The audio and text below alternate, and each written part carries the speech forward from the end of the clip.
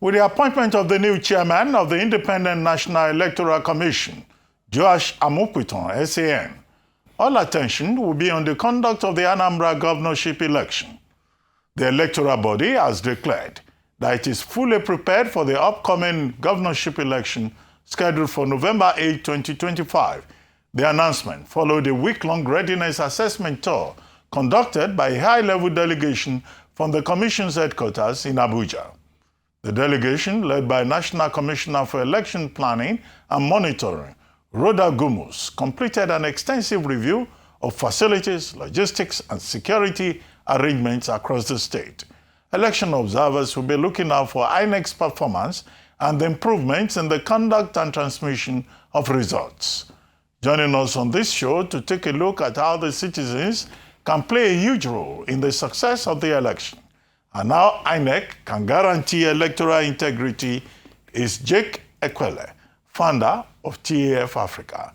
He will also share his thoughts on the participation of persons with disabilities, PWDs, in the upcoming November 8 governorship election in Anambra State. Good morning, Mr. Epelle, and thank you for joining us.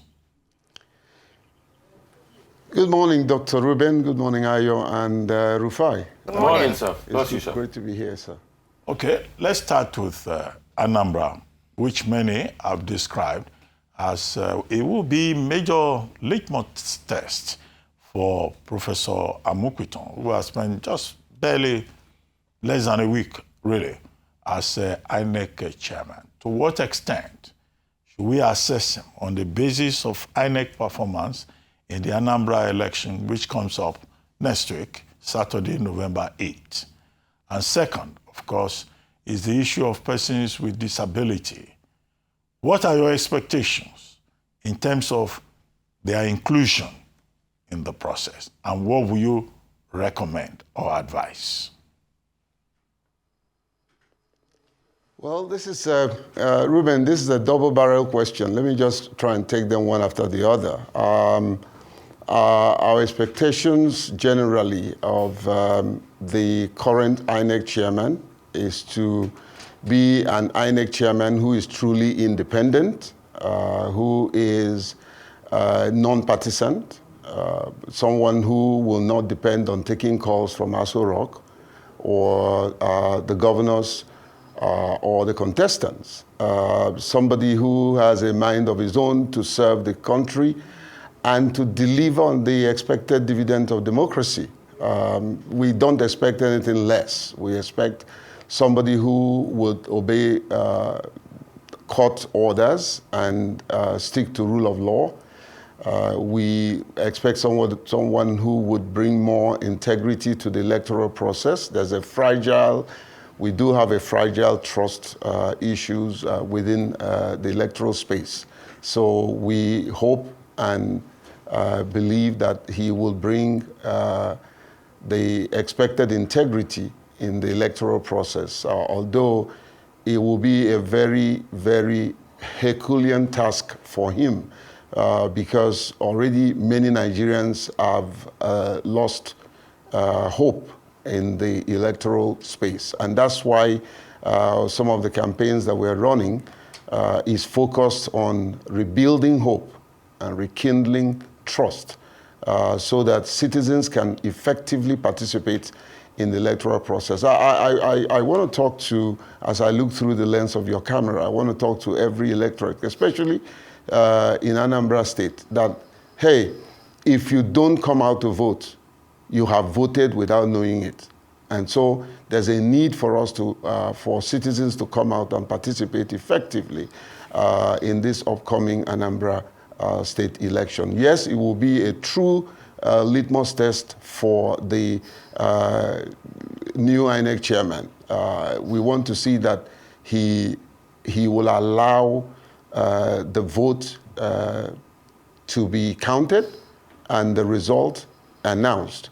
Like I said, he should be an independent umpire and be able to talk to his rec in Anambra State, Queen Elizabeth Ago, to do the needful. I have interviewed him, I've interrogated her, and she did promise that the election is going to be free, fair, credible, and inclusive. Talking about inclusivity, our expectations, the community of persons with disability, Ruben, we do things differently in TAF Africa. We're guided by data science, and so we do have data of all the polling units in Anambra State.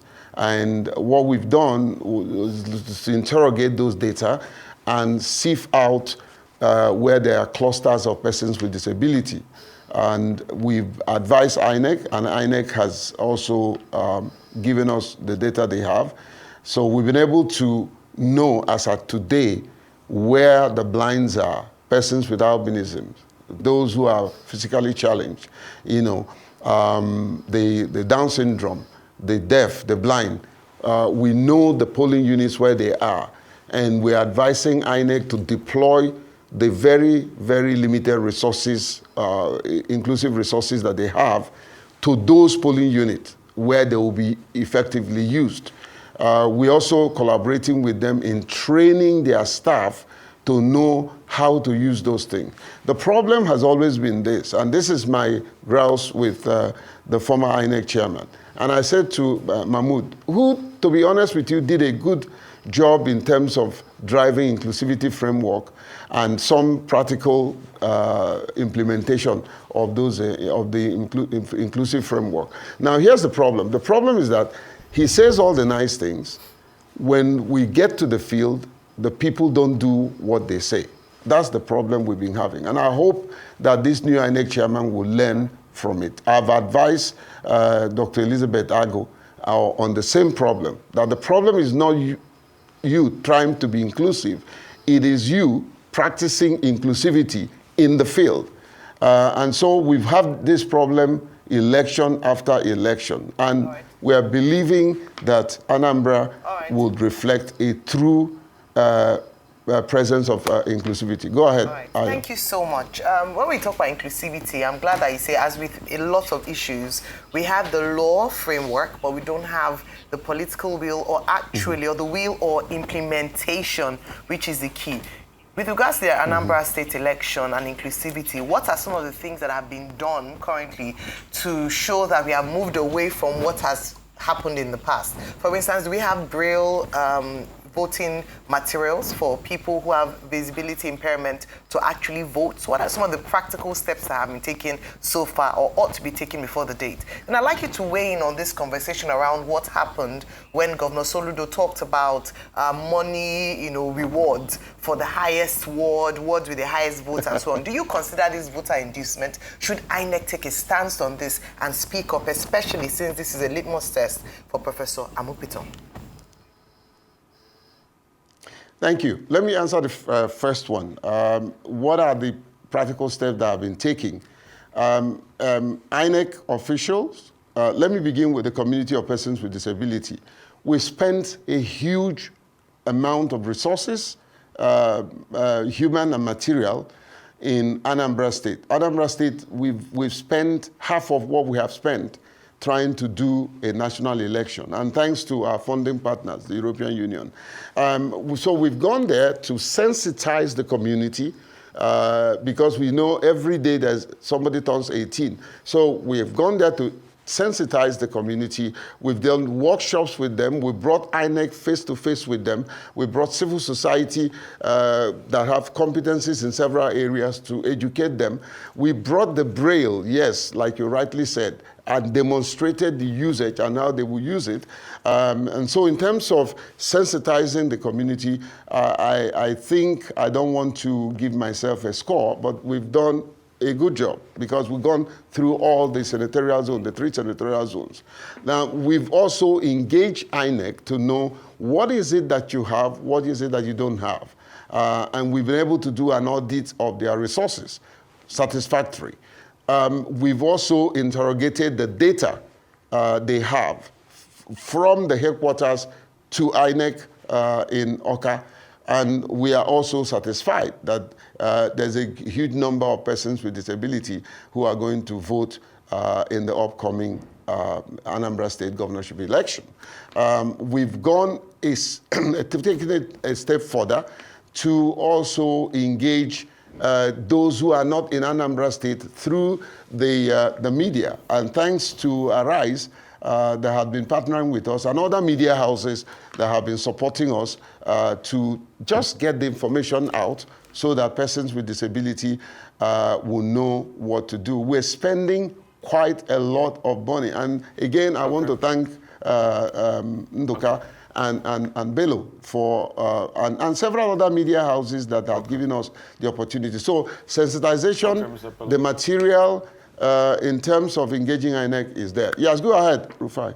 So I want you to also answer the vote inducement allegation. Yes, I was going to come in there before you interjected. No, so quickly answer before I ask you my question, because time is fast spent, sir. Just quickly answer that before I answer my question. Okay. Yeah, for me, you know, unfortunately, that's very unfortunate. I would describe that, and everybody knows me, I speak my mind, is actually political rascality. That's the only way I can describe it. Soludo should have known better that that's not the kind of information you put out there for your people. It's nothing but inducement that is wearing the cloak of a bait with Naira. It shouldn't have happened. He shouldn't have done that. And I think those who are... Let me quickly ask my questions because of time. Go ahead. Thank you so much. And good work you've been doing. But I want to ask a question. You said just now that EU are your funding partners, which is not bad. But hope this Nigerian electoral system or politicians will not complain when EU now release a report about the election process that they don't like.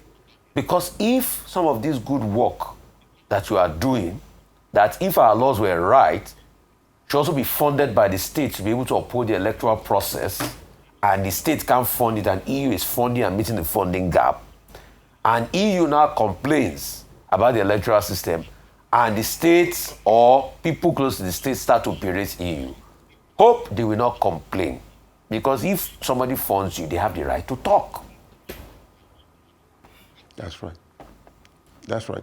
Well, Usere, thank you so much. And I really want to commend you because of the bold steps you take in addressing national issue. And sometimes it hurts you. But my brother, we're in the same boat. We will speak truth to power, whether they like it or not. Let them complain whatever they want to. The EU have a right to report what they see. And I can tell you, the process of their report, I don't speak for EU, I get funding from them, I must say, but they've been very transparent, very professional. If you know the amount of money the European Union spend in that just report alone, is huge resources. They want to be very professional, very neutral. And so some of the things that they have reported are true. Let anybody fault it. If you have anybody can go and claim whatever they want to claim. Not only do they also take into some of our reports into consideration. And the process is such that they don't just take what we say. They go to verify before they report. So election funding by them is a different program. Election reporting is a different program. And I can tell you this, very few people on ground are actually used in the final report. They bring in people from Brussels who are completely neutral.